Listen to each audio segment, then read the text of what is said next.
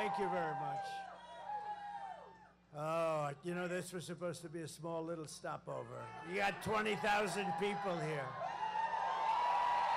This was going to be a little stopover, Tim.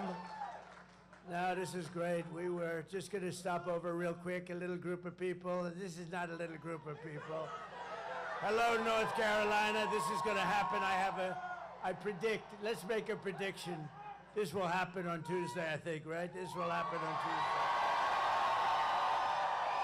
I think they'll end up having many, many more people than they thought. This is going to be great, but we have to get out and vote. And we will, because I am thrilled to be back in this beautiful state. What a great state. You know, I have a little granddaughter named Carolina. You know that, right? With thousands of proud, hardworking American patriots, which is what you are. You really are. You're amazing people. It's an amazing place. You've been through a lot. Your government has not helped you too much, I can tell you. Your government, FEMA, has let you down because they wanted to spend the money on illegal migrants instead. But we'll be here on January 20th, and you'll see quick service, all right?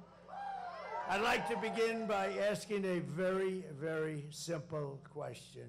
Are you better off now than you were 4 years ago? I don't think so. I don't think so. I've come today with a message of hope for all Americans. With your vote on Tuesday, I will end inflation. I will stop the invasion of massive numbers of criminals that have come into our country. And I will bring back the American dream. We don't have the American dream. We had it. You know, we also had energy independence 4 years ago. This is all you need to know. Kamala broke it. She broke it. We will fix it. I will fix it. It'll be fixed very fast. And America will be bigger, better, bolder, richer, safer, and stronger than ever before. This election is a choice between whether we will have 4 more years of incompetence and they're grossly incompetent, let's face it. They are the worst. That's no president. But I shouldn't say that. No, inclusion, I shouldn't say that. You ever hear her? We want to be a unified country. We want to be a unified country. She said the other day, we want to be unified. We don't want to say bad things about anybody, including our opponent. He's Hitler. You ever hear it?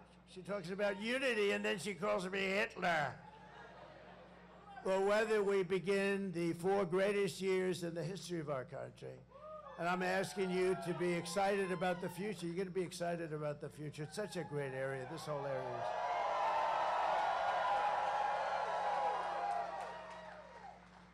And I'm asking you to dream big. Again, we're going to dream big, and we're going to make this America's new golden age. It's going to be the golden age.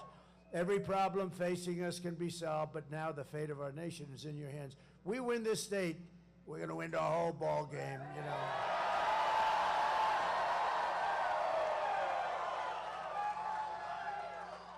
And we've won it twice before. And we won it quite easily. And by the way, Michael did a fantastic job. He did so well. You know, he stopped the steal. He stopped the cheating here. They didn't stop it in some other states. But he did so well, and we did so well here. I said, Michael, how would you like to run the whole damn thing, right? And then I said, what other star do I get? And I said, maybe my biggest star of all, Lara from your backyard. Lara. I got Lara from your backyard. She's great. She's great. Good couple, too, right? That's a good team. Eric and Lara. On Tuesday, you have to stand up and you have to tell Kamala that you've had enough. You can't take it anymore. You're grossly incompetent. Kamala, you're fired. Get out of here. You're fired. Get the hell out. Get out of here. We got to fix our country. I watched her this morning. She gives these press conferences that last like about 2 minutes. It's the weirdest thing. You know, I get all set. I want to watch something, right? ladies and gentlemen, the vice president, oh good. She comes onto the stage like for 2 minutes, and all she does is talk about me. She never talks about what she's going to do. Donald Trump. Did you ever see the clip where they go, Donald Trump? The last time she spoke, she mentioned my name like 28 times or something. She didn't talk about what she was going to do, and economically, she doesn't know anything. In fact, what she's proposing, well, wait a minute. You just saw, you were going to go over it in a second, the worst numbers I've ever seen. How good was that? To get those numbers 4 days before the vote was, thank you very much, sir. Thank you. Thank you. Thank you, sir. Now, you would have liked that in one of your races, wouldn't you? But no, to get those numbers, we had the worst numbers, I think, maybe like sort of ever. And they were like 4 days. And I want people to remember it because, you know, a lot of people said, well, this won't affect the election because a lot of people aren't thinking about that. Of course, these people, they'll say, look at all of them. Look at all of the fake news. They say all of that. They always say that, but I think it's unbelievable timing. If I had my choice of, I think it's perfect. I covered it last night. We were in Milwaukee in the biggest arena you've ever seen, same size as Madison Square Garden. It was packed hours before the event. We could have filled it up twice. And that's Wisconsin, the great state of Wisconsin. And a great Green Bay player, the great Brett Favre, you know, he endorsed me. He endorsed me, and that's a big thing in Wisconsin. He was on the Packers, as football fans know. He could rip the ball. He could throw that ball so hard, so fast. Sometimes it would hit the receiver in the face. He couldn't see the ball was coming so fast. It was a lot of embarrassment, you know. It just ripped the ball into their hands, and he was great. I shook his hand. He had the biggest hand I've ever seen. Now I know why he threw. His hand was like 3 times the size of a normal hand. His fingers were like sausages. I said, they're the big. I looked at it. I said, that's the biggest hand. I mean, you know. And so he was born to do that. But you know what? He said, I've never done this before. He did a beautiful little speech, and he said, I've never done this before. I've never endorsed anybody. I'm endorsing President Trump because we want him to just do the same job he did. Really nice. Really nice. Never did it before. For these past few years, we've been fighting to take back our country, and it's been a failed and corrupt administration, a horrible administration, an administration that, you know, you like to see like a football coach. He brings something there. He brings a little esprit de corps. There's no esprit de corps. Biden, look at, and by the way, they're fighting like hell, the two of them.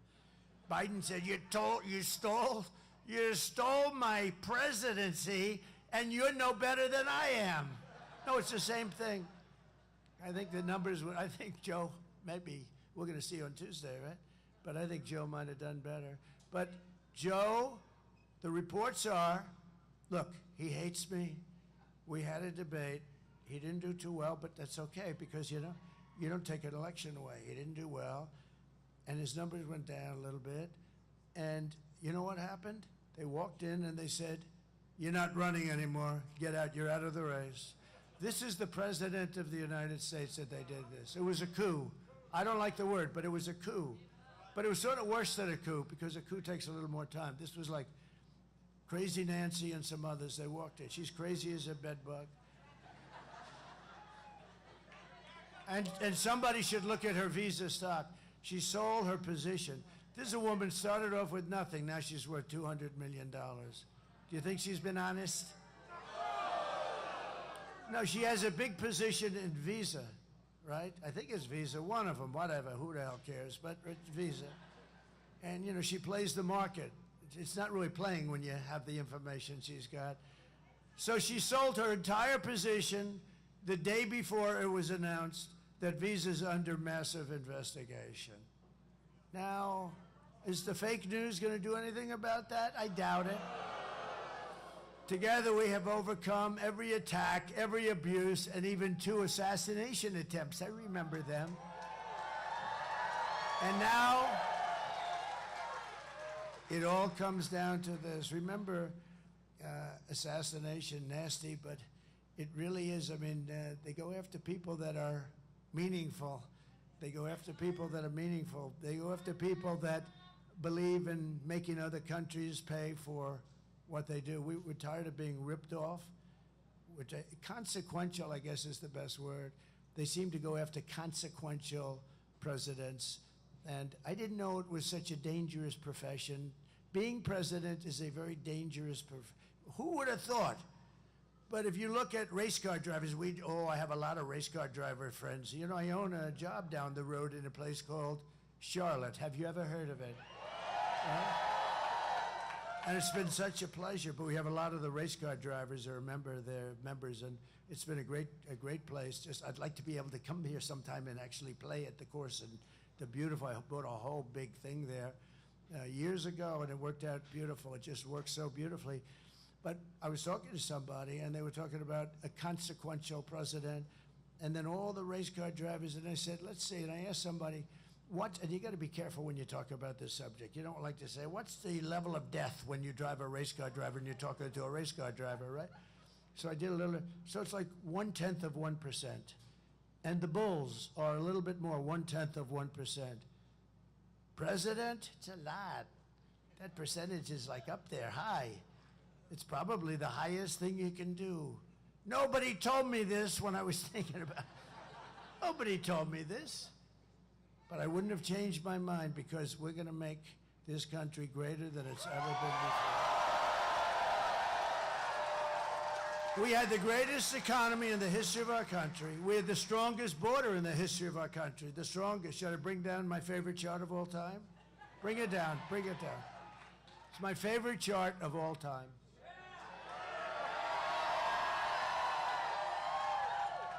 That chart I love. See, right now I'm looking over there. Well, if I was looking over there, I'm gone. If I was looking there, I'm gone. If I'm looking there, there was only one place I could be looking, and that's exactly right there. That's the only place. If I was looking there, no good. And I was looking there, no good. Had to be here, because the lunatic was right there. And I looked over here at the chart, which was right here. I looked over, ping. Can you imagine? I love that chart, Tim. I love that chart. I love it. Even if the numbers were bad, if those numbers were terrible, if I was like in one of the lines to the right, look, it's like an Elon Musk rocket ship. That's what happened. So that was my last day in office. That was the lowest illegal immigration we've ever had. I had it fixed. It was beautiful. And that included trafficking of women. They traffic, mostly it's women, by the way. I hate to tell you that, but it's women. 325,000 children are missing. Can you believe, during their administration? Nobody talks about it. They should be talking about it. That is a human tragedy. 325. Think of what that is. That's take your biggest stadium and multiply it many times and load it up with children. That's what we're talking about. 325,000 children are missing. But look at that. That's the lowest it's been. All those people that you read about that got killed most likely wouldn't have happened. And all that guy had to do is he could have gone to the beach. All he had to do is leave my people. They were doing an incredible job. We have guys like Tom Homan, and fantastic people. And the Border Patrol guys are fantastic. They just endorsed me. They said, he's the greatest president in the history of our country. I said, does that include Abraham Lincoln and George Washington? To them, yes. But the reason they said it is because to them, there's nobody that ever did the border job like I did. And I'd call them all the time. I'd bug them. And I said to them in front of a big audience, I said, how many times, she was the border czar, right? She was in charge of the border. I said, how many times did she call? And they said never. So in almost 4 years, I looked, there were like 10 officials behind me. They all gave me this beautiful endorsement. And they've always endorsed me. They've endorsed me every year. Every year, they were hoping, but they just endorsed me. They're great people. They want this country to be so good. They hate, it's easier for them to let people go in. Just go ahead in. But they don't want people to go in. They love the country, the Border Patrol, and ICE too. ICE is incredible. But I said, how many times did she call? Sir, she never called. I said, never? None of you guys? We never received a call. She never went to the border. And it's, in my opinion, the single biggest problem we have. I mean, to me, I rate it bigger than inflation. Inflation's terrible, and you saw the horrible numbers we had. The worst numbers I've ever seen, 12,000 people. We had 12,000 jobs. Nobody has 12,000 jobs is nothing. We had 12,000 jobs. It's the worst numbers I've ever seen. I'll fix that. But when she allows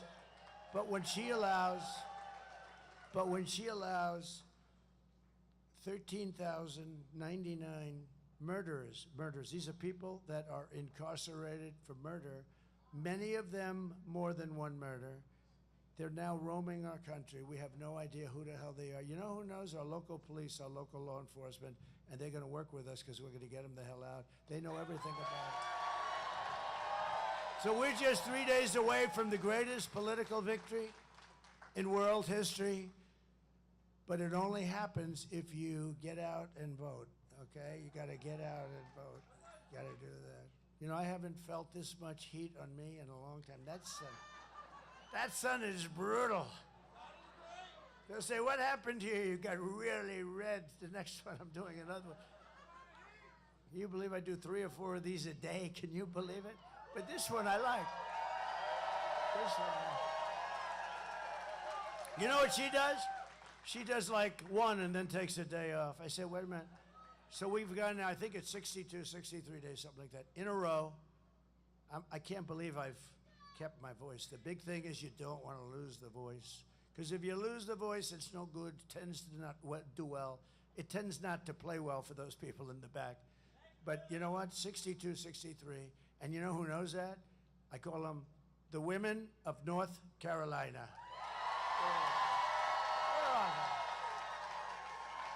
Those women. There they are. There they are. But where are the women that I know of North Carolina? I can't believe, where are they? Huh? Oh, they're coming later. Oh, I've never seen that before. Whoa. They are the most incredible. They've been to 259 rallies. Huh? There's no way they're not here. Where are they? There. Where the hell are they? Put up your hand.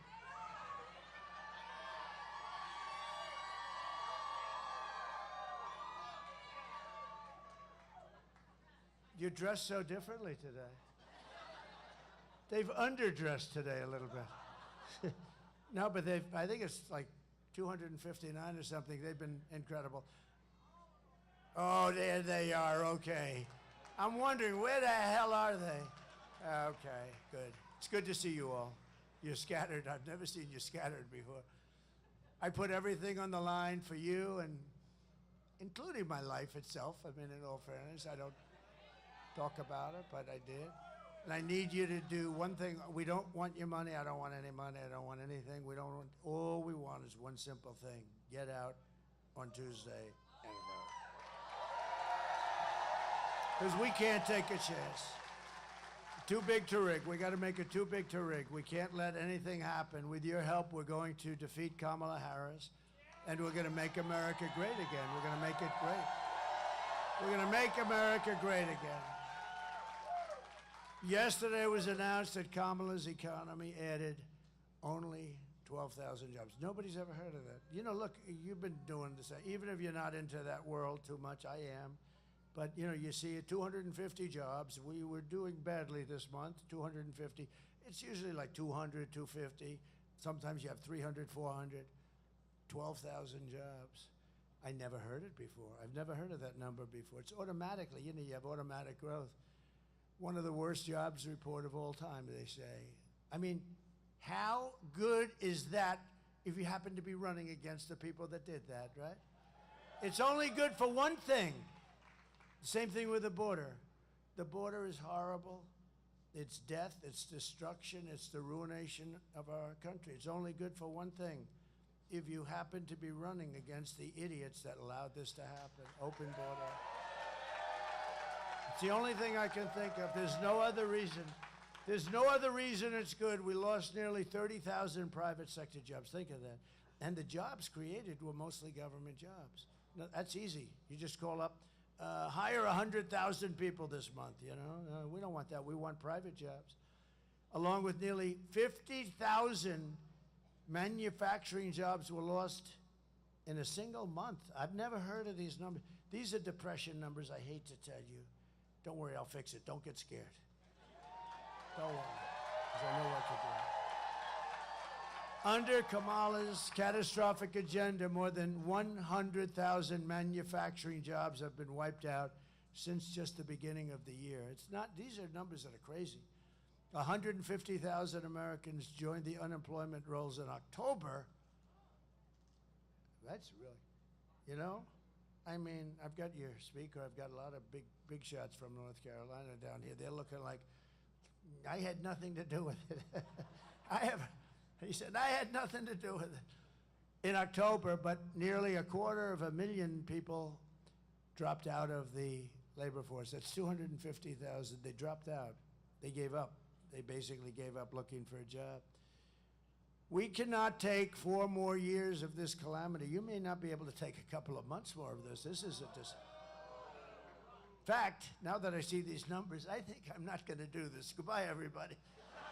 I'm going to go to the beach. I didn't know I didn't know. Joe Biden is Herbert Hoover. Turned out, I always said I'd hate like hell to be Herbert Hoover. I would. That was 1929, the Great Depression. These are depression-type numbers. 100% of all net job gains in the past year. This is another beauty. Have gone where? Do you know where? To migrants. 100% of the job openings have gone to migrants, taking jobs from more than anybody else, and you haven't seen the numbers. And I think your speakers should ask Washington for those numbers because they're really bad. You know where they came from? African-American jobs. They've taken the African-American jobs. Migrants coming in illegally have taken African-American jobs. People that have done a great job. They've worked there for 20, 25 years in different places. And to a lesser extent, Hispanic jobs, but large numbers of African-Americans. It's going to probably be announced right after the election. They should be forced to announce it before the election because I'll tell you, they won't get one African-American vote. They're letting these people come in by the millions, and they're taking jobs of African Americans. And you're going to see it right after the election. They'll announce it. And they did another thing. They had 818,000 jobs that were fake. They were fake jobs. They were made-up jobs. They were fraud. If I did it, they'd throw you into the penitentiary for 20 years. Crooked Joe Biden. They don't call him Crooked Joe for a reason. I mean, it's a reason they call him that. He's a crooked guy. And she knew everything about it. They created 800, and you knew this? It came out like 2 weeks ago, a week ago. They created 818,000 fake jobs. And on top of it, it was just announced that they had to readjust last month and create another 112,000 fake jobs. So they thought that they'd do the readjustment. Now, there's never been usually it's an adjustment of like 2,000 jobs or something. So this is almost 1 million jobs that these people defrauded you on because they wanted to go into the election with at least a decent picture. Wasn't great, but at least a decent picture. And we had a whistleblower that blew the whistle and told them that these were fake jobs. And so they've corrected that. And now we just had another whistleblower talking about 112,000 jobs off last month. In other words, last month where the numbers were terrible but okay, not like this, they took 112,000 jobs. So that's almost 1 million jobs between the two of them. And even the $12,000, you're going to see that that's probably a fake number too. We probably went into negative numbers, which hasn't happened in generations. So I stand before you today as the only candidate who can rescue our economy. This is a really bad thing that's happened. From obliteration and restore it to strength, prosperity, and greatness. And you know what I'm going to do? The first thing, unlike her, they say, what are you going to do about the economy? Well, I grew up in a grass piece of land. I had a backyard that had grass on it. Remember the debate? She said, I grew up with grass on my front yard, and some grass on my back. And I'm saying, what the hell is going on? See, I have a little more aptitude for this. I'm really good at this shit. So let me just, you know what we're going to do? We're going to drill, baby, drill like you've never seen before. Right straight there. And for the people in Pennsylvania, we're going to frack, frack, frack. But we're going to drill, baby, drill. And we're going to frack in certain areas. We're going to frack like we've never fracked before. Because we have more energy than any country in the world, including Russia. We're lucky in that regard. Including Russia and Saudi Arabia. They have a lot of oil. We have more than they do. And we were energy independent 4 years ago. Think of that. And your price per gallon was, I always went around and said 187. The government corrected me. It was 184 a gallon. Can you imagine? We got it down to $1.84. And now it's like $3.50, $3.75. But, you know, a few months ago, it was much higher. You know what they did? They went back to my policies because they were getting crushed. This was going to go over $6 or $7. In California, it was $8.50, Gavin Newsom. He does a terrible job. By the way, she worked with him. You know, she worked with him and destroyed California. And that's Kamala we're talking about. She worked with him, destroyed California. When she was the DA of San Francisco, she destroyed that city. She's the one responsible for the destruction of the best city, probably the best city in our country. And we're not going to let her do that to the United States of America. We can't. If my opponent knew how to fix the economy, it would have already been fixed. So I say, why didn't she do it? Do you ever see where she stands the other day? We are going to do this and that. I just keep going, why haven't you done it? Why haven't you done it? Why haven't you done it? She's going to do it. She's been there for 4 years, almost 4 years. Why the hell haven't they done it? Now today even, she's got some kind of a scheme. Yeah, it's a scheme, but it is a scheme. That she wants to do something, and she announced today, it's I don't know, something, whatever, doesn't matter. It's all a lot of bullshit, that's all it is. She announced a scheme. She's going to do something, and when I go to office, when she goes to office, do it tonight, do it today. You don't wait. She's going to wait. I've got a plan that I'm going to do this or that. Oh, good. Well, do it now. Do it right now, you know, if it's any good. No, she's a total fake. If Kamala, and she's incompetent, which is perhaps worse. If Kamala wins, you are 3 days away from the start of a 1929-style economic depression. I believe that.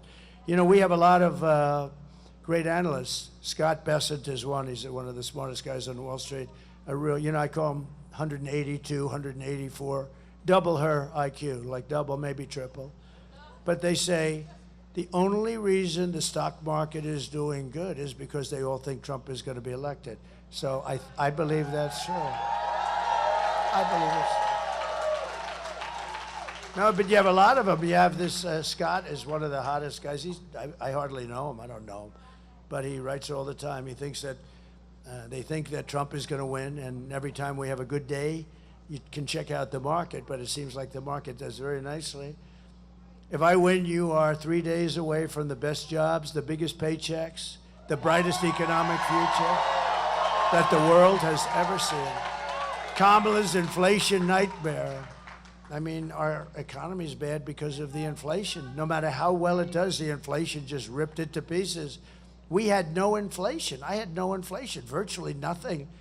And now they have much higher than what you see, because when you see it, they don't put some of the higher numbers in. It's like the crime reports. The FBI forgot to put a few cities in there, like the worst cities in the country. So the crime report looked like it was pretty even. I said, well, how come? I don't want to mention the cities because I'm trying to get their votes, okay? I don't want to mention, I want to get their votes, but you can imagine. But they forgot to put a few little cities in there, the big cities, actually. And then it turned out to be 45% increase in crime. A little difference.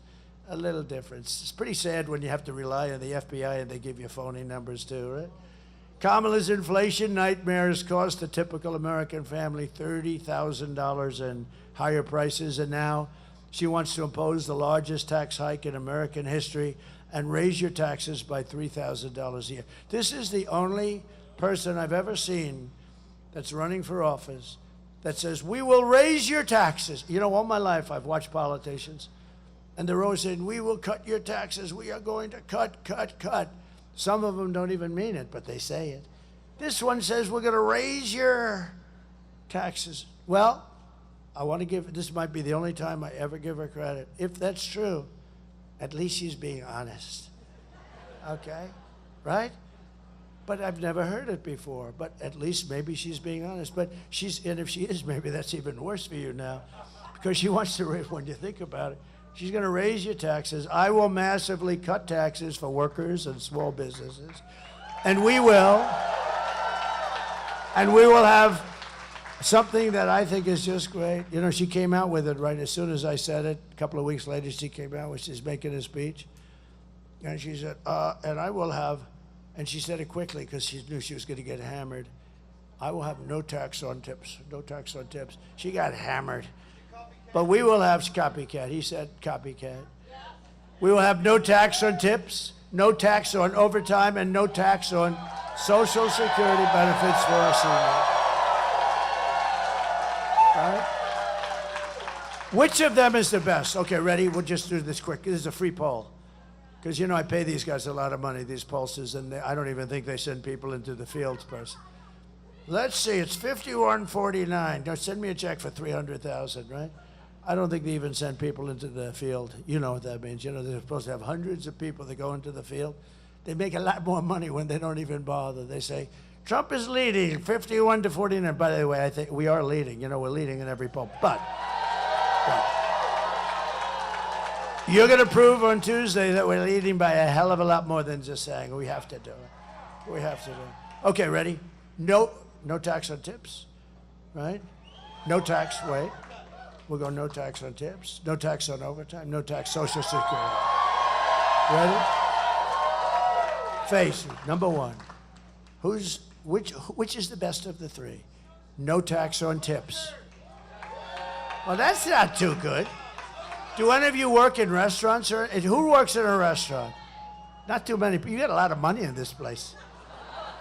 All right, because when I do that in Nevada, when I do that in Las Vegas, I say no tax and tips. I have to stop the speech, leave the podium for 20 minutes.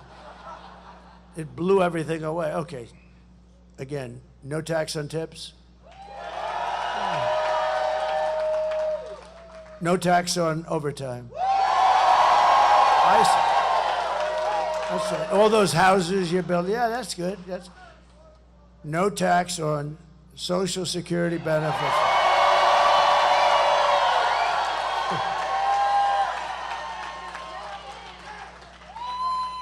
And these guys are going to say, Trump has a conflict of interest.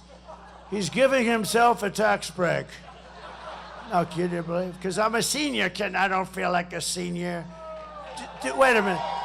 Do the seniors here feel like seniors? I feel better. I actually feel better than I did 30, 40 years ago, I think. I actually think I'm sharper. Now, there'll be a time when that won't be, but I feel I'm sharp. You have to be sharp when you can escape these monsters back there. These horrible, horrible, dishonest people. You know, the fake news, I came up with the name.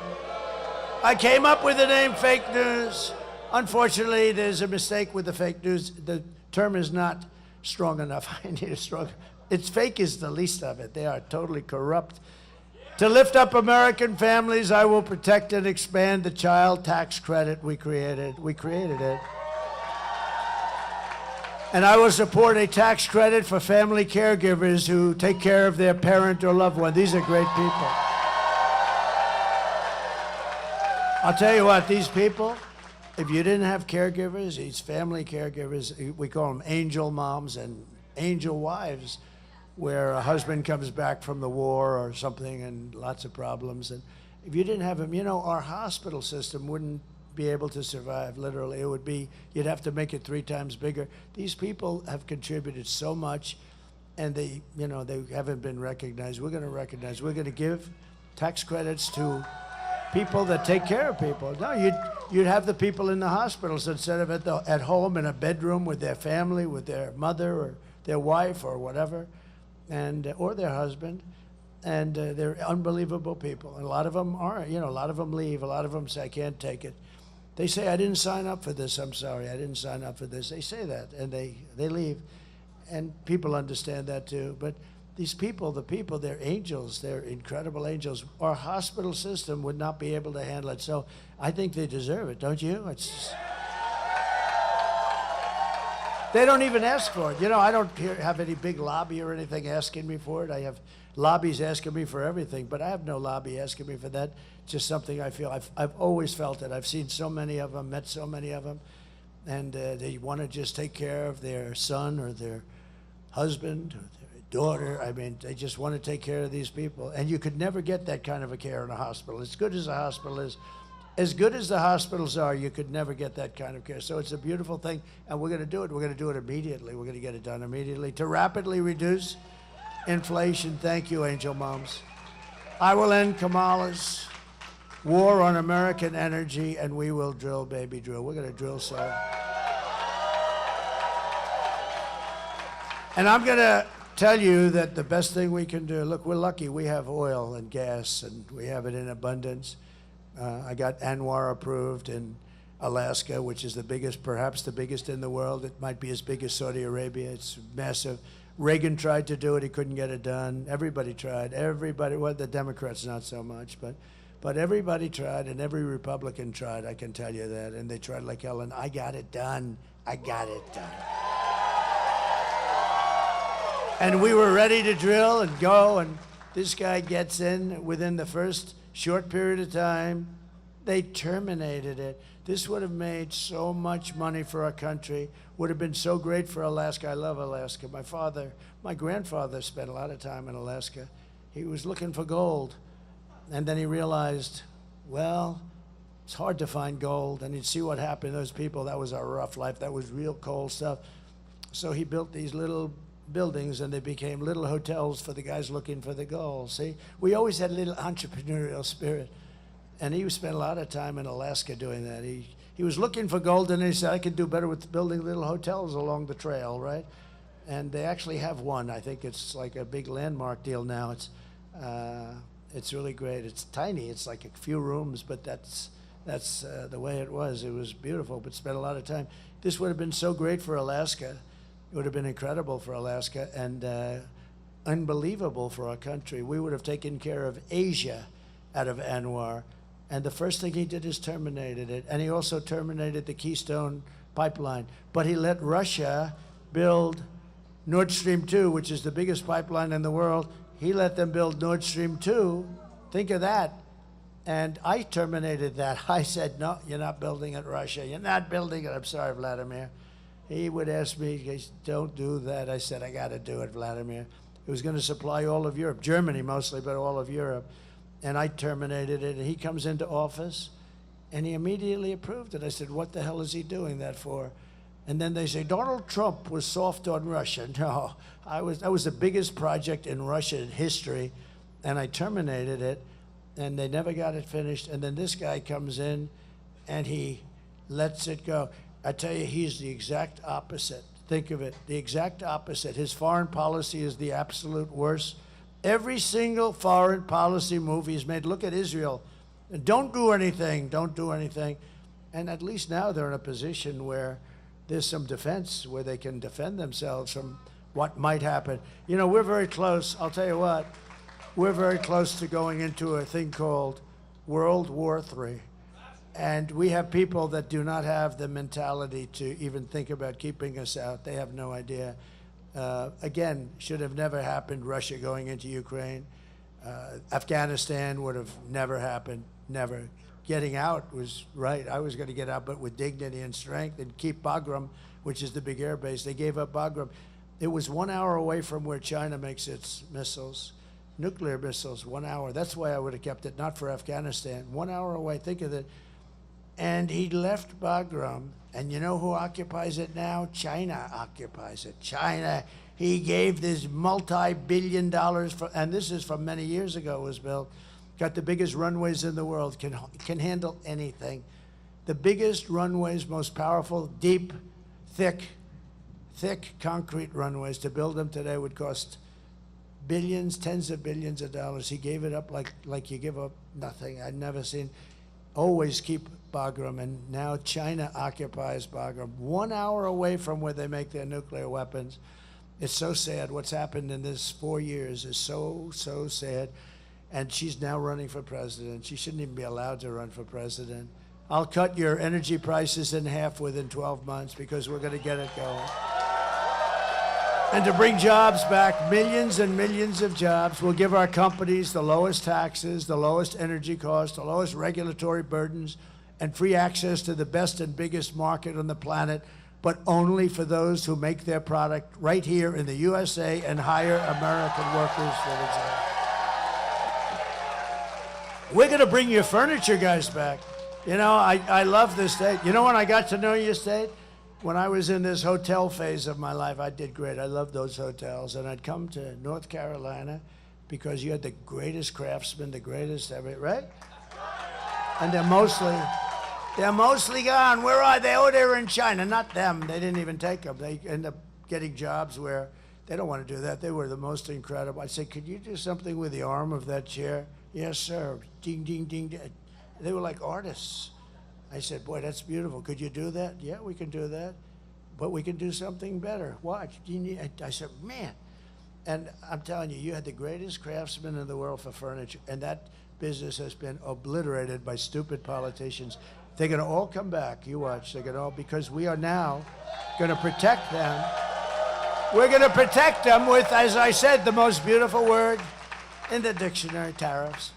And if these companies don't make their products here, then they will pay a very stiff tariff when they send their products or bring their products into the United States for the privilege of competing with our companies and our workers.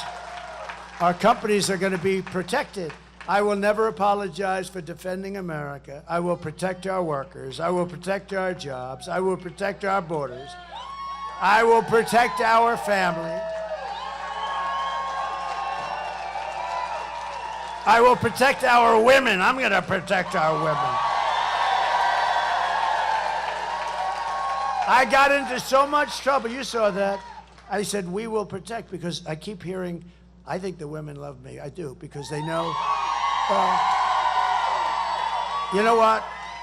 If they don't have me, they got millions of people pouring through and coming up to the suburbs. They say the suburban women.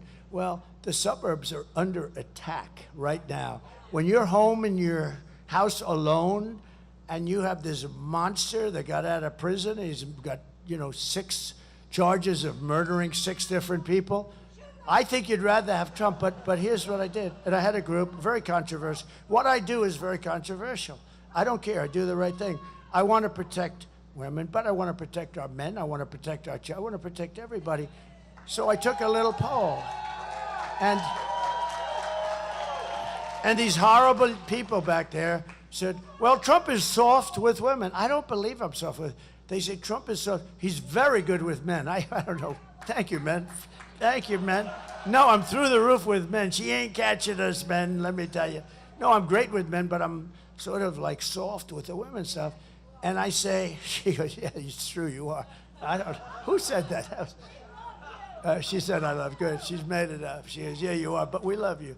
So I believe that women have to be protected, men have to be, children, everybody. But women have to be protected when they're at home in suburbia.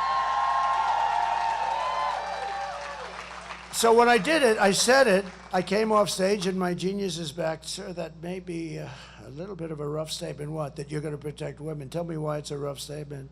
They said, well, it's a little self-serving. I mean, they'll say, who do you think you are? I said, yeah, I'm president. I want to protect the women of our country.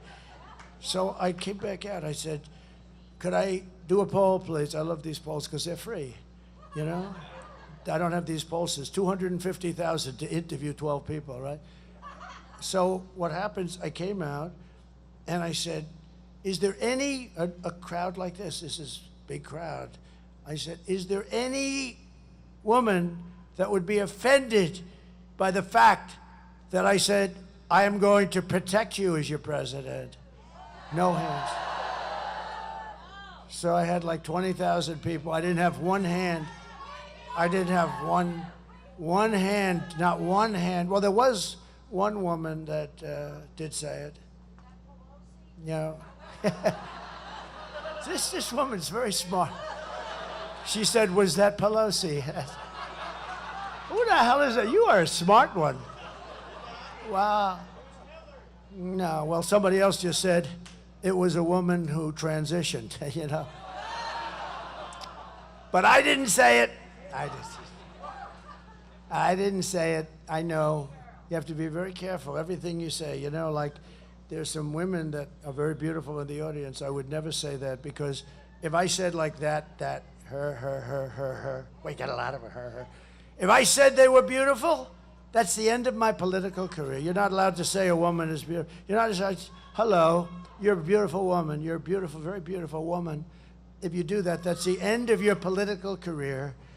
But I've never had, you know, I mean, women sort of like it, but you can't do it because we have to remain a politician for 4 more years to straighten out this mess that these stupid people have given us. No, they want you to be very politically correct, and well, they picked her because they wanted to be politically correct. She was the least qualified person. You had 12 other people, and she was number 13 in every poll. If he got out, but it should have been his decision. You know, he goes through and he gets these 14 million votes. It should have been his position. I don't know how you can just take it away. They really think of it. This is a famous moment in our country's history. They went in and they said, you're out, to the President of the United States. They said, we're taking your presidency away. He said, no, you're not. He said, yes, we are. And by the next day, he said, yes, you are. They said something. But they went in and they took his presidency away from him like taking candy from a baby. It's really wrong when you think about it. I mean, what's the purpose of the primaries? And it was very shortly after he got the nomination. You know, not talking about a long period of time. And they should have done it. Or if they were going to do that, they should have held another primary and let 20 people run. And if she could run too. But they just had it because they wanted to be politically correct, right? And it's a very bad thing for our country, although I happen to probably think of all of the people, she would be my first choice to run against. So I shouldn't be complaining. But I do complain because, you know, as they say, they're a threat to democracy. You know, they say that about me. They always say, Donald Trump is a threat to democracy. He has promised to go after his political opponent and put them in jail. He's terrible. He's promised to put them in jail. That's what they're doing to me. Okay? That's what they're doing to me. Right? Did you hear these people? This stupid woman, she's saying, he has said that he's going to put people in jail and he's going to go after this one and that one. I won't mention their names. But he's going to go after them, put them in jail. And I said, how stupid. That's exactly, I had like 20 calls. She's talking about this. That's what they're trying to do to you. They're trying. But we're going to be very successful. You know, we won the big case in Florida, right? We won a lot of them. They're scammers. As we rescue our economy, I will also restore our borders. Again, I believe the borders are the single biggest problem that this country's had in 100 years because they're disturbing our country. They're really disturbing. What they've done to our country is not even thinkable. Over the past 4 years, Kamala has orchestrated the most egregious betrayal that any leader in American history has ever inflicted upon our people. There's never been anything like this. Again, murderers, drug dealers, gang members, people from mental institutions, the worst people, criminals of all kinds. Venezuelan crime is down 72%. Our crime is through the roof. Tell David Muir, he's a real stiff, what a dope. Tell David Muir that he was wrong when he said, well, American crime is down. Because I said crime is up, it's through the roof. I turned out to be right the following day. Tell David Muir our crime is through the roof, and the migrants are causing a lot of it. But she's violated her oath of office. She's eradicated our sovereign border and unleashed an army of gangs and criminal migrants from prisons and jails, from insane asylums and mental institutions. You know, when I say insane asylums and then I say Dr. Hannibal Lecter, does anybody know? They go crazy. They say, oh, he brings up these names out of, well, that's genius, right? Dr. Hannibal Lecter. There's nobody worse than him. Silence of the Lambs. Who the hell else would even remember that? I have a great memory. But they always hit me. I don't bring it up too much because I have to take such a... He brought up Hannibal Lecter. What does that have to do with this? What is it? It has everything to do with it, right? That's who we're allowing into our country. And we don't want to allow that into our country. So I've done something for you that I haven't done in 20 speeches. I brought up Dr. Hannibal Lecter, and we're allowing him in our country. You watch these fake people. They'll say, again, he brought up Hannibal Lecter. It has absolutely nothing to do. You know, I do the weave, right? The weave, it's genius. You bring up Hannibal Lecter, you mention insane asylum, Hannibal Lecter, you go out. Now, there'll be a time in life where the weave won't finish properly at the bottom. And then we can talk. But right now, it's pure genius. Hey, I have an uncle, my uncle, Uncle John, my father's brother. 41 years at MIT, longest serving professor, has so many degrees, he didn't know what the hell to do with them all in the most complicated. I understand a lot of this stuff, you know, I believe in that. Like, I mean, Jack Nicklaus is not going to produce a bad golfer, right? You know, that's the way it works. It's just one of those things, and it's in the family, and it's whatever, but we have to save this country. We better save this country. And the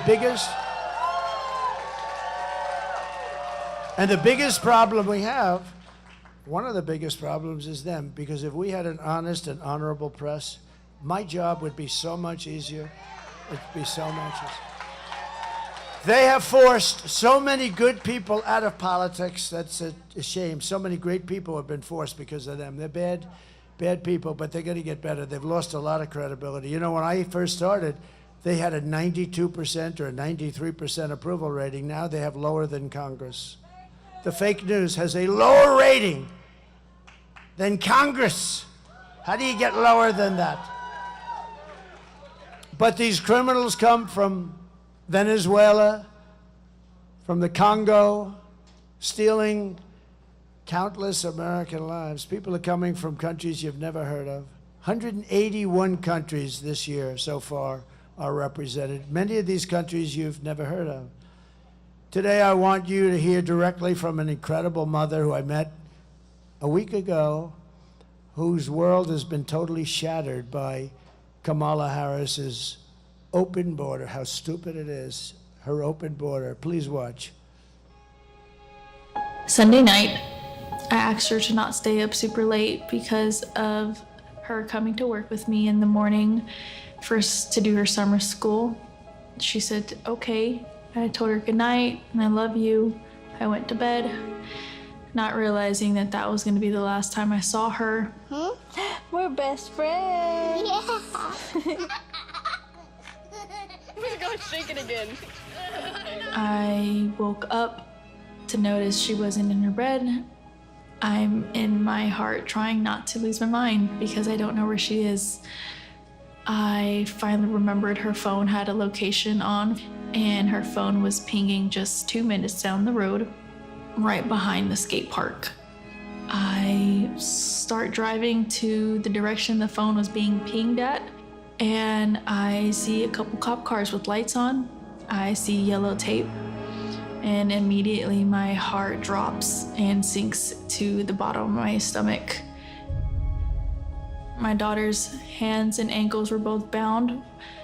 She was strangled to death, left with no pants. And I know in my heart, she fought incredibly hard. She was not going down without a fight. We begin with two men we're learning are charged with capital murder tonight, accused of killing a 12-year-old girl. Police say these men strangled her before dumping her into that creek. Both men were in the country illegally. Apprehended, then released by Border Patrol less than 3 weeks before Jocelyn's death. The men accused of killing Jocelyn Nungare are affiliated with the gang known for brutal violence. Kamala Harris was in charge of immigration and our borders. If we had better border policies and not open borders and not these catch and release policies, I truly believe this all could have been prevented. Under her being vice president of this country, my daughter's life was ripped away from her. She had her entire life ahead of her. Happy birthday, dear Jocelyn. My daughter is 6 feet in the ground based off of policies that she allowed to keep. Kamala Harris did have one job, and she not only failed, not me, she failed my daughter. She failed Jocelyn. You know, she was only 12. President Trump reached out, gave me his sincerest condolences as not a former president, but just as a father, someone who cares. I believe Donald Trump needs to be back in office. I can at least know that my next child will be safe in this country.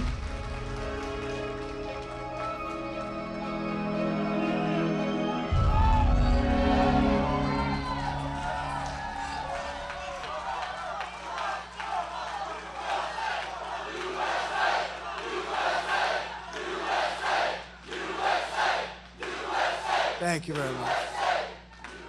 I mean, how sad is that? A couple of days old, shot a couple, everybody that's seen it. I mean, I saw very strong people. I saw some very strong he-men, very tough guys crying like hell when they read it and saw it. But you have many, many cases like that. And then you have other forms of murder too, with guns and being run over with cars and trucks. Many, many forms of crime are being committed by very dangerous people that have been allowed to come in. Don't forget, these countries are very smart. I know almost all of the heads are very smart. They're very streetwise. They want to get their prisoners out. They don't want to take care of them. It's expensive, so expensive. They want to get the criminals off the street. They have no place to put them. But now, with the open border, as soon as it happens, I told you at meetings in North Carolina, I said, if they do open border, every country from all over the world, they're going to be dropping their prisoners into this country, and they're criminals in the street. That's why the crimes are down all over the world. They're down. Think of it. They come from as far away. The Congo has a rough prison system, a system that makes ours look like it's Trump International Hotel. No, it's a rough system, and they're taking them out of that system. Think of the money they save, not having to take care of somebody for 50 years or whatever it may be. And all of the countries are covered, and all of the continents are covered. 180 or 181 countries. Can you imagine that? And then you see something like what happened with Jocelyn, or what happened with Lake and Riley, what happened with so many others. Far too many to even discuss. But this was a woman I met when I got the endorsement from Border Patrol. That's when I met her. She was such a nice woman. I said, so what happened to my daughter? And I guess they came and took her out of her room or something. It's not even believable. So when you vote on Tuesday, vote in honor of Jocelyn and Lake and Riley and Rachel Morin and every American who's been stolen from us. Maybe you vote in honor of the 325,000 missing children. Think of that. Who would even believe it could be like that? 325, and they're responsible, just like they pulled the trigger of a gun. They're responsible for that. The day I take the oath of office, the migrant invasion ends and the restoration of our country begins. In Ohio, a small town of 3,000 people has just been besieged. So you have 3,000 people, and it's just been besieged by an influx of 3,000 illegal aliens from a country 6,000 miles away that doesn't speak the language and that nobody ever heard of. And the town is like, what do we do?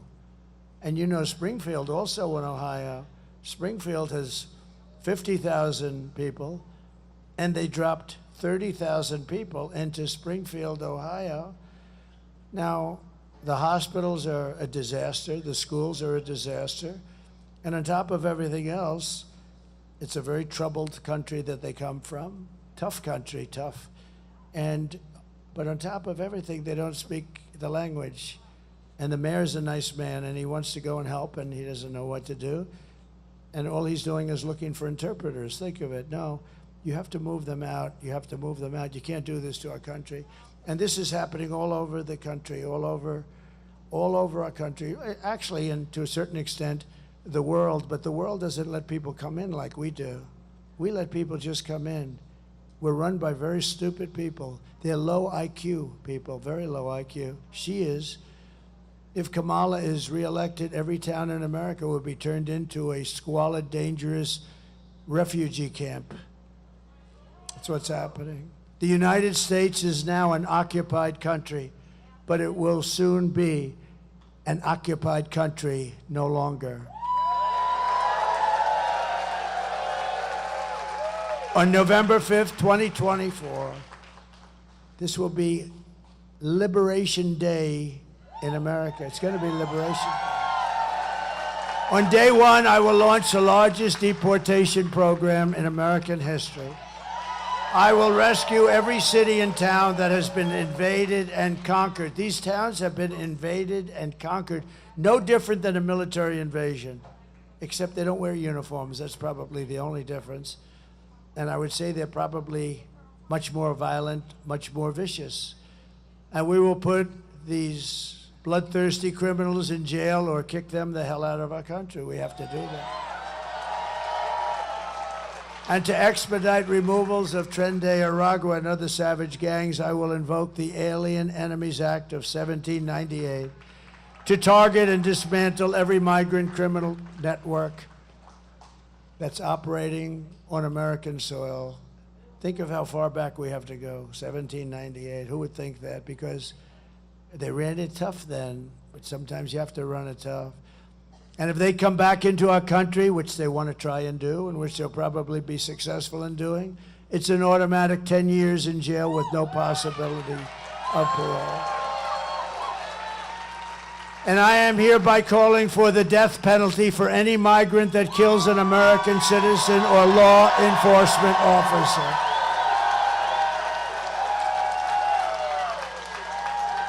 Have no choice. And I will immediately ban all sanctuary cities in the United States of America. Sanctuary for criminals.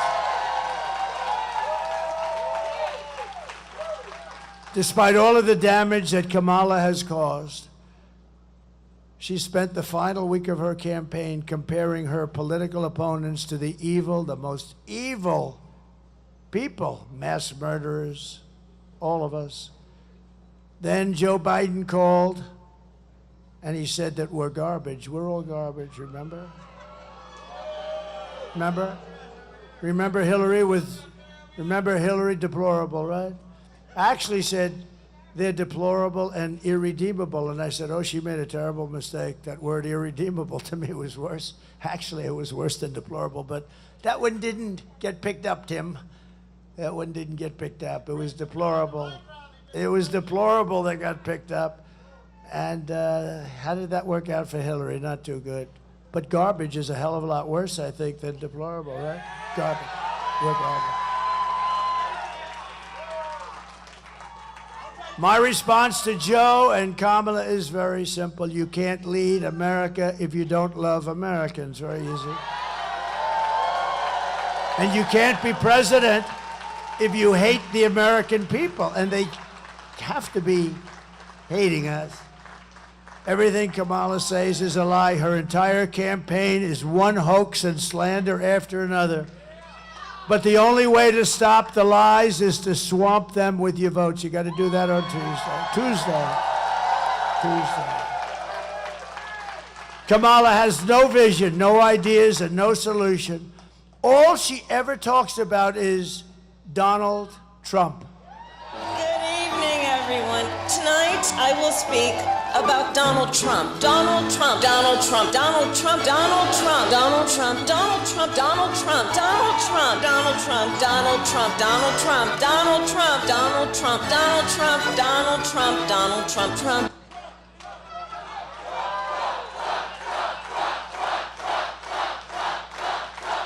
Thank you. Thank you very much. There are some people who thrive under pressure, and there are some people that crack, and you got to see her. She's not looking good.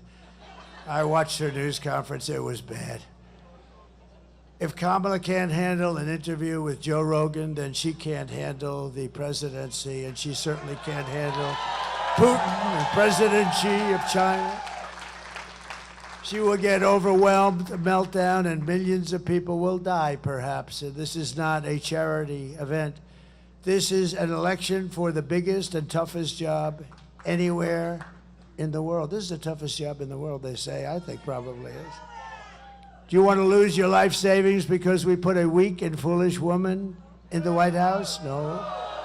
Do you want to lose your job and maybe your house and your pension because Kamala has the economic understanding of a child? That's what it is. If you would have heard her speaking a couple of days ago, she had no idea what she was, like I tell you, these things we're doing. She has no idea what the hell she's talking about. Would you trust Kamala Harris to talk to Russia or China and talk them out of a war? Think she'll talk them out of a war? I don't. She'll talk them into a war. By the way, you know, she went and dealt with the Russian situation with Ukraine, and she was solely responsible. She went in, they put her there 3 days before Putin invaded. She was nearby someplace. She had big meetings with Russia. They invaded 3 days after the meeting, and that's fact, all fact. I give you only fact because I have all these people. If it's anything less than fact, for instance, I tell them, I look at them in the eye, and I say that this is the greatest political movement in the history of our country. There has never been anything close.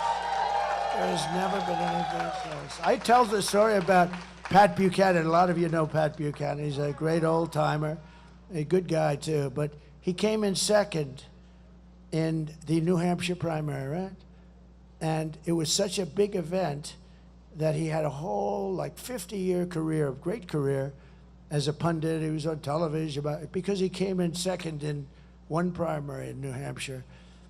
We won 50 primaries, and then we went on to win the election, and then we did even better the second time. But we're going to do much better the third time, because the first time and the second time, there were nothing like, look at this. This is supposed to be a quick little stopover. Let me pay my respects to this nice part of North Carolina, and you got 20,000 people.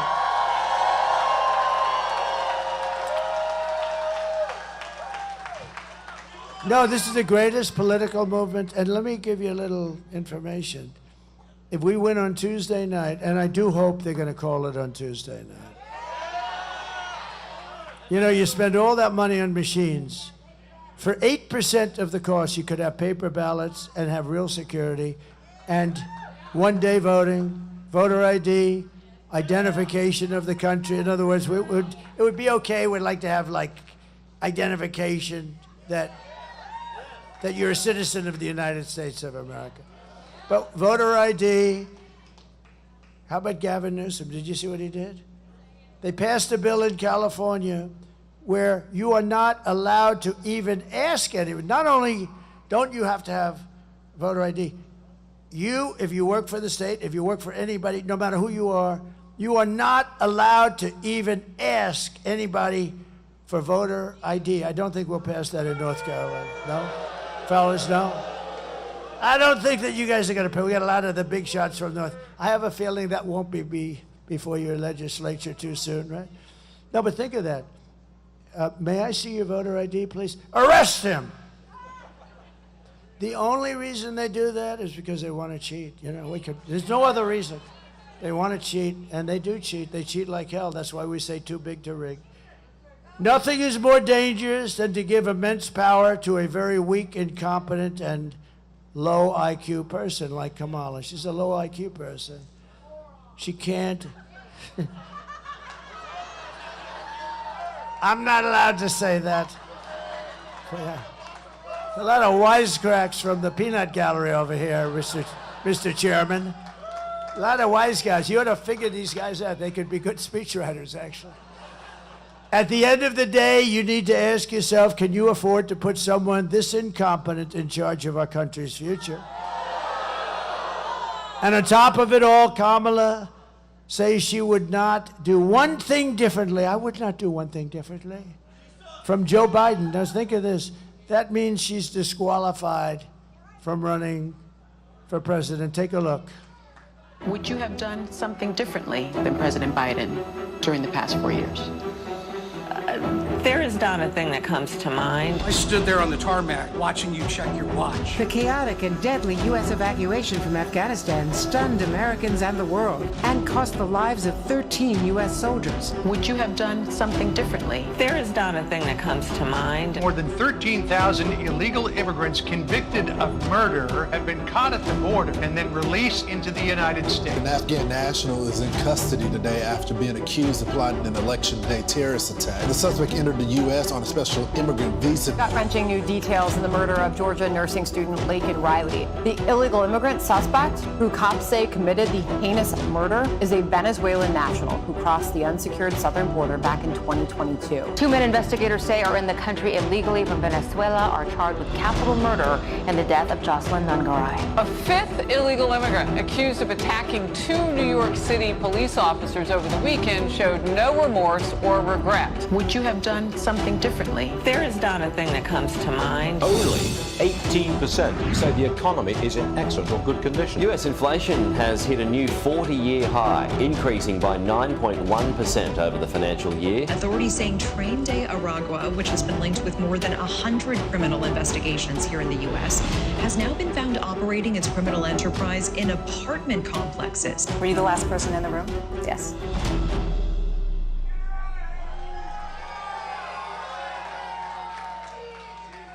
So if you want to end this disaster, you have to get out and vote. So important. Get everybody, get friends, get your friends, drag them in. You have some people there. They're couch potatoes, get them off the couch. We're pleased to be joined today by Congressman Dan Bishop, a great guy. Thank you, Dan. Good. Good luck. How's the race going? Good? Mr. AG, right? That's good. He's running for Attorney General. He has my complete and total endorsement, by the way. He's been a great congressman. I was there at the beginning, right? That first day, that was an interesting one, but you've been a great congressman. Now he's running for Attorney General. And I think he'll go pretty much the opposite of what we're talking about here, right? Some of these stupid policies. A great gentleman, a friend of mine. He's been your speaker, and he is really a good speaker. And he's sitting here marking down all the stuff that he's watching, and he says, we're going to do just the opposite. We will do the opposite of no asking for, right? We don't. Can you imagine a thing like that? If you ask for voter ID, they criminally punish you. So I think Tim Moore, North Carolina Speaker, I think he's going to. I have a feeling he's got a lot of good notes. You're doing a great job. Thank you, Tim, very much. Appreciate it. Congressional candidate Pat Harrigan, who's doing very well. Ooh, he's a handsome dude. That's not good. This guy's central casting. Dan, we need a couple of guys that look like that, right? Ah, good. Good luck. I heard you're doing really well. Good. Great job. Secretary of State candidate Chad Brown. Thank you, Chad. Good luck. The RNC chairman, who you know very well. So, I mean, I'm not going to say he has done a great job, but if we don't win, then I'm going to call him up and say, you did a shitty job. But I think we're going to win. RNC chairman Michael Whatley. He's great. Great guy, too. I want to thank Laura also, Laura Trump. She's incredible. You know where she is? In another part of the state campaign. She says, Dad, listen, I got a campaign. I can't. She'd love to hear it, but she's heard it before. And she said, I just want a campaign. But she loves your state, and she's great. And we couldn't do better. And the partnership of these two people has been amazing. North Carolina GOP Chair Jason Simmons. And what a job. Are we doing good? Are we doing good? Good. Feel good about Tuesday, right? That's good, Jason. We have a lot of respect, a lot of confidence, too. Somebody that's been a friend of mine for a long time, an incredible attorney general for a long time, believe it or not. You look at her, she looks so young, but she's been in Florida, and she was tough and smart, but she was also very fair. Pam Bondi, thank you very much, Pam. Thank you, Pam. What a good job she does. She's very deceptive. You look and you say, I wonder, is she tough? Oh, she's tough. She's scary tough, but she's fair, right? Thank you very much, Pam. Beautiful job.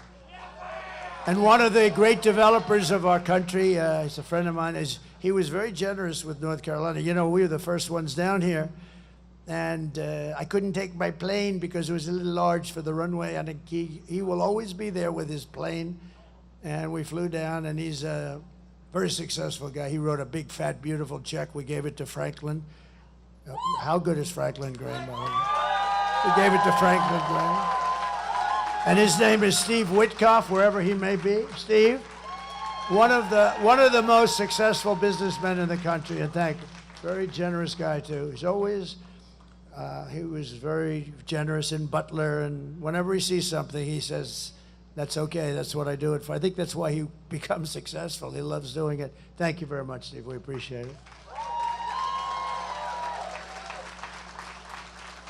And we raised about $7 million for your fund, and we put a lot of it into Franklin. We gave it to some of the best people that do this, and I'm very honored to have done it. And I'll tell you what, they're doing an incredible job. The problem is you're not getting any help from the federal government at all, and you can do something about that on Tuesday. You just remember, because they say that. They say, and I think they mean this 100%, it's the worst job since Katrina, and it may be worse than Katrina. And in all fairness, as I said before, they don't have a lot of money because they've spent the money on things that I don't think they're supposed to be spending the money on. So I just want to let you know, but you have some incredible people working on it, and been amazing. And when I was there, I couldn't believe it, what I saw. Houses just ripped out of the foundations. The foundations were ripped out. I'd never saw anything like it. It looked like a tornado, but much wider. You know, tornado goes like a knife, right? I've seen it where it goes right through the forest. I went to so many different tragedies. If you're in the way of those suckers, it's over. And I've seen where tornadoes go straight, and they may only be 15 or 20 yards wide, but if you're in that path, it is over no matter what. Big trucks, 18-wheelers turned upside down and found 100 yards down the road. Nobody's ever seen anything like that. And sort of this was a combination. This was water, tremendous water. We've never seen water like that. And the destruction was unbelievable, but it was very wide. It was almost the entire, it went to the tip of Florida. That didn't get hit the same way, but you people got hit the hardest probably. And we're going to really help you out. In just a couple of months, we're going to really help you out a lot, okay? I also want to send our prayers to everyone here in North Carolina who's receiving and recovering from Hurricane Helene. That was a brutal thing. Just yesterday, it was reported that under Kamala, almost 50% of phone calls to FEMA for the disaster aid were unanswered. Nobody's answering the calls. They're not there. I'll tell you what, I've been there. I haven't seen one federal official. I haven't seen one FEMA person. And I'd asked the people that were devastated, and I'll tell you the most incredible thing. So I didn't want to say it. You always think it, but you don't want to say it. I said, wow, this is going to be devastating for the election, right? But then I said, but I don't care about that right now. I care about helping the people, which I mean. But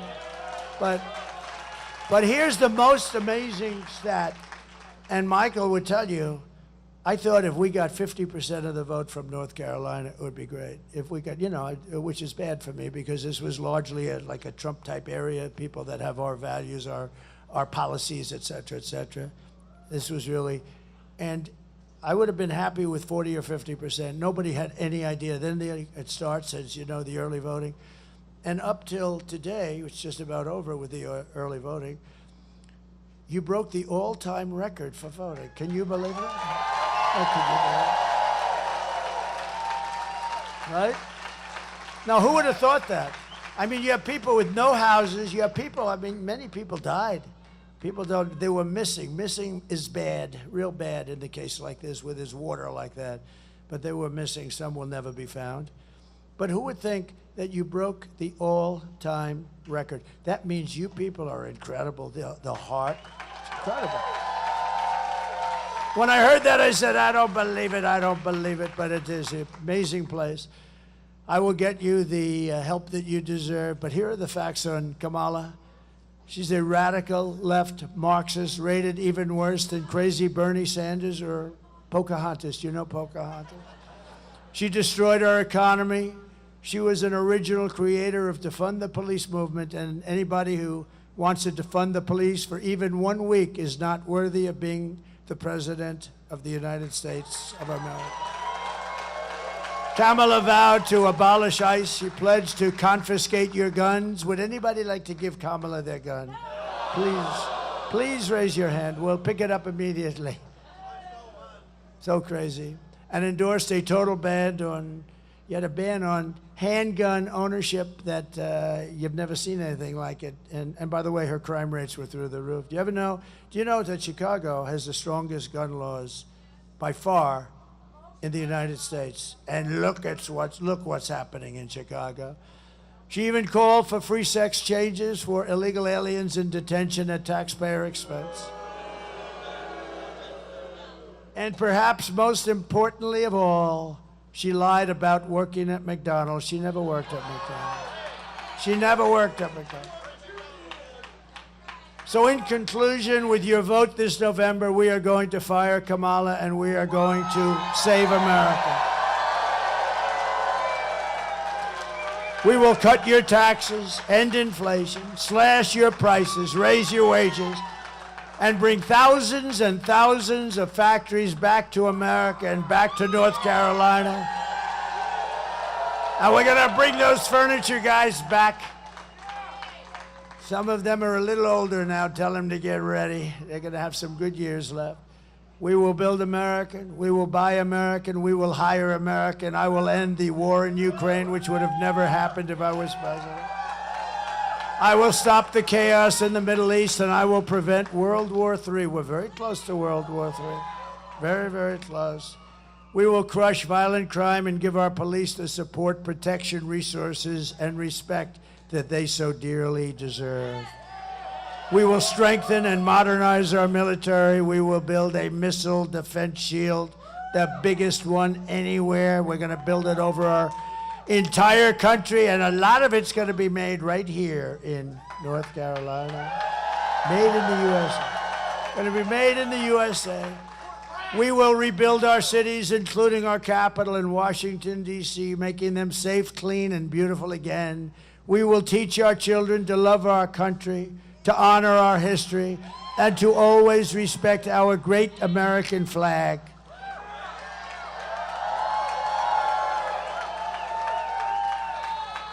And we will put in a bill that if you burn our flag or destroy our flag in any way, it's 1 year in prison.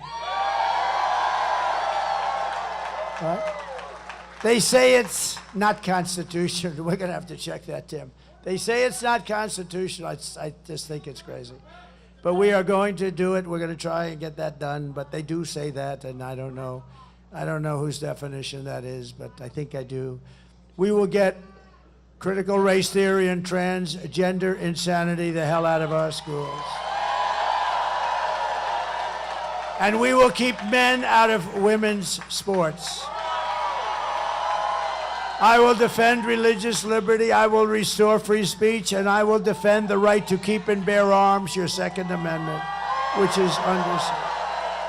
After years of building up foreign nations, defending foreign borders, and protecting foreign lands, we are finally going to build up our country, defend our borders, and protect our citizens. And we will stop illegal immigration once and for all. We will not be invaded. We will not be occupied. We will not be overrun. We will not be conquered. We will be a free and proud nation once again. Everyone will prosper, every family will thrive, and every day will be filled with opportunity and hope and the American dream. We're going to bring back the American dream. But for that to happen, we must defeat Kamala Harris and stop her radical left agenda with a landslide that is just too big to rig. So you have to get out. You have to get out and vote. I'll tell you what. A couple of days, Tuesday, you got to just wake up, and no matter what the hell you're doing, there's nothing that you can do more important. You want to take care of your house. This is more important. You won't own your house anymore. You gotta get out. You gotta vote, because our country is being destroyed. Our country is under siege from the radical left lunatics, and we can't let it happen. You have to get out. For the past 9 years, we have been fighting against the most sinister and corrupt forces on earth. With your vote this election, you can show them once and for all that this nation does not belong to them. This nation belongs to you. It was hardworking patriots like you who built this country, and 3 days from now, it is hardworking patriots like you who are going to save our country. You're going to save it. After all we have been through together, we stand on the verge of the 4 greatest years in American history. That's true. This is so important. This is the most important election you've ever voted in, and I really believe it potentially is the most important election we've ever had. With your help from now until Election Day, we will restore America's promise, and we will bring back the nation that we love. We're going to bring it back. We're going to bring it back fast, too. We are one people, one family, and one glorious nation under God. We will never give in. We will never give up. We will never, ever back down, and we will never, ever, ever surrender. Together, we will fight, fight, fight. We will win, win, win. We will vote, vote, vote.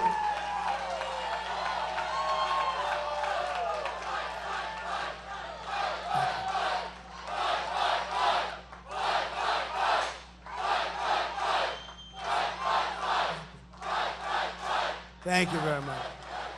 That's what we have to do. November 5th will be the most important day in the history of our country. And together we will make America powerful again. We will make America wealthy again. We will make America healthy again. RFK Jr. is going to be in charge of that. Is that good? He'll be in. I said, Bobby, just leave the liquid gold alone. Let me handle that. Just leave me alone with the liquid gold. We're going to pay off so much debt and lower your taxes. We will make America strong again. We will make America proud again. We will make America safe again. And we will make America great again. Thank you. Thank you, North Carolina. God bless you all. God bless you. Thank you, fellas. Good luck, Dan. Good luck.